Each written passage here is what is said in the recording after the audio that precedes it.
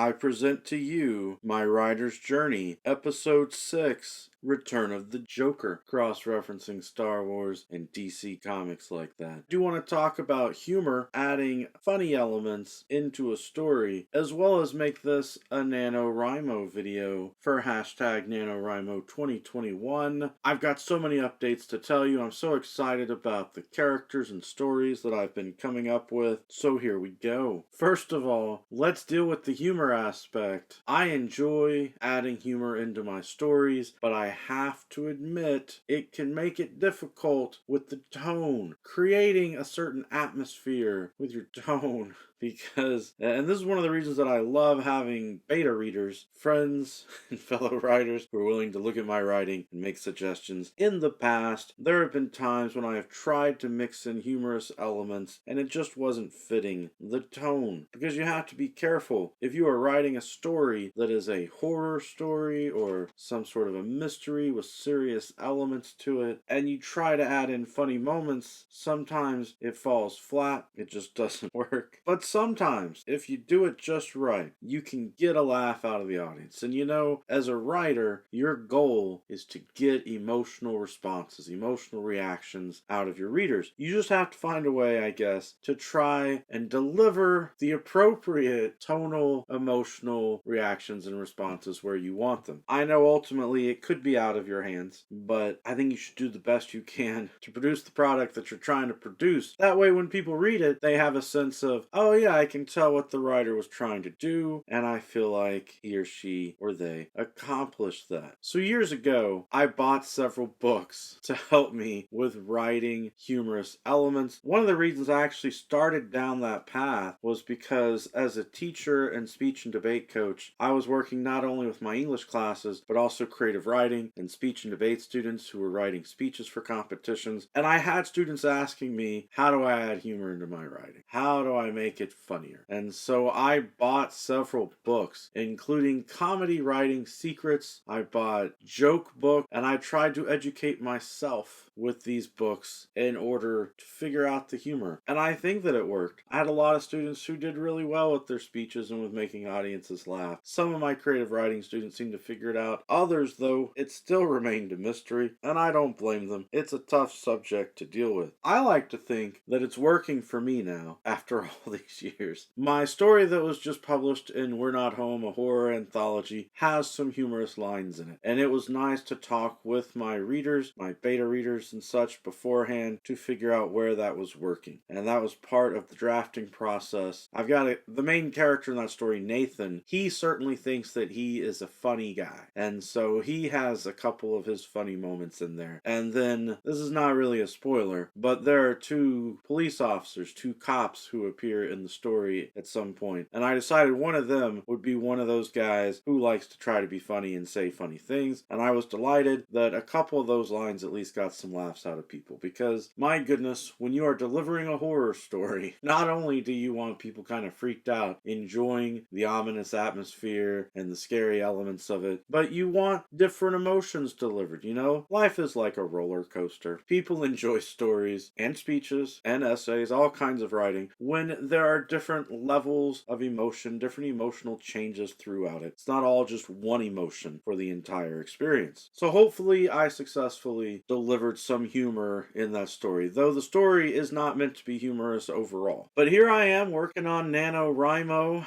and it's been nice getting about 2,000 words a day thus far. We're only a couple of days into it. So let me just keep my fingers crossed that I'm able to produce at least a couple thousand words a day. It's nice to see the badges pop up. That's something I like about the NaNoWriMo website. When you start typing in your information and filling all that in, they'll start giving you the fun little badges. Previously, I talked with Preptember and Preptober. I had one video in September for Preptember, and I had one Preptober video, but it was more of a writer's journey video that touched upon the prep a little bit. Now I am happy to tell you I've taken my idea from Preptember and Preptober, and I've evolved that idea all the more. It started out with me thinking that I would write my NaNoWriMo project as an evolution of Project Peanut Butter, with instead looking at it from a character or multiple characters who were going to kidnap an author who had written a series but never finished it. You know how people complain. George R.R. Martin, Patrick Rothfuss, Pierce Brown. We're still waiting for the last book in the series. And I know it can be frustrating, so I thought it would be fun to have a fan, not some sort of torturous villain such as Annie Wilkes in Stephen King's Misery, but more of a grounded, real, perhaps even kind of funny person who just wanted to help the author to finish the series by kidnapping the author and strongly encouraging the author to finish the series. But then it ended up with different complications that would occur, and a couple of those would be fun twists for a horror murder mystery kind of story. I also thought that it could in some ways act as a coming of age story, strangely enough, with that author character being kind of a mentor father figure role for the younger person who kidnaps him. I'm determined that I could make that work. But ultimately, as I was doing my Preptober planning, it occurred to me that I was starting the story in the wrong place, and that this could be part of a series, and that unfinished noir or unfinished murder story that I wanted to tell could ultimately come later, and that the story should start in an earlier place. In fact, it occurred to me that it would be fun to write the metafiction, the unfinished stories from the author prior to writing the story where the fan kidnaps the author. And then it occurred to me, part of why I like NaNoWriMo is because of the 50,000 word limit, and a 50,000 word limit is not really a novel, it's a novella. So it occurred to me I could write novellas in the place of the metafiction of the stories from the author in the series that I'm talking about. Hope the metafiction doesn't confuse you. I know my head has gotten a little confused in the planning. But what I've essentially done is I've created the metafiction, and I'm calling it The Lake Modesty Murderer, and in those stories I have the characters that would be in those books, but then I have the author of those stories interacting with other characters. So I have two different layers of characters to deal with. And my thought is I could publish novellas as short story anthologies, basically. And I could pair up the metafiction with just the regular fiction. You know, have book one of the author series paired up with what's going on with the author character and the people around him, and then have book two paired up with another story, and so on and so forth, which I'm really excited about, but I know it's different. Metafiction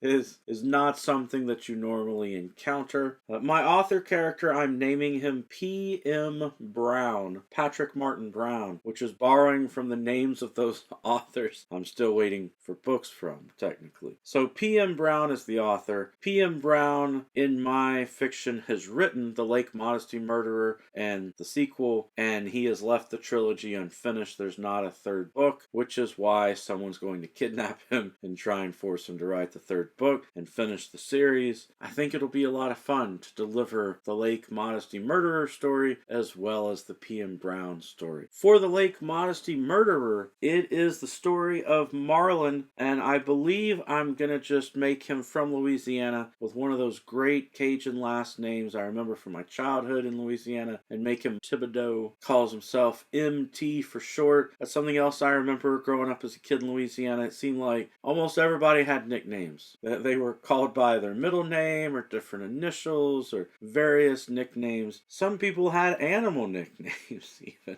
But anyway, MT, which I suppose you could pronounce empty. I was thinking I could make him kind of a emo character for a coming of age story. He is the son of a man who is accused of murder, and not just any murder. His father is accused of murdering his mother, and I like those stories that have the son of a killer in them. There have been some really good ones that have been published dealing with the psychology of what does it mean to grow up as the son of a serial killer or a killer and that sort of thing. But in my story, I don't want for MT to know whether or not his father killed his mother. I would like for him to hold on to that precious hope that maybe his father is not a killer, to have faith in his father, believe that his father was set up or framed, and try and help his father. I think I can do a lot with that story. Another character that's going to be in there is his cousin Brandon. I have envisioned this as a situation where I'm not going to write twins, but I love stories that have twin characters in it. And I knew knew a guy growing up where his father and his mother had a brother and a sister who were married, and he had a cousin who was basically genetically like a twin because his father and his uncle were brothers, and his mom and his aunt were sisters. And so it was just one of those rare things where, I don't want to say brothers and sisters married each other because that sounds like incest, but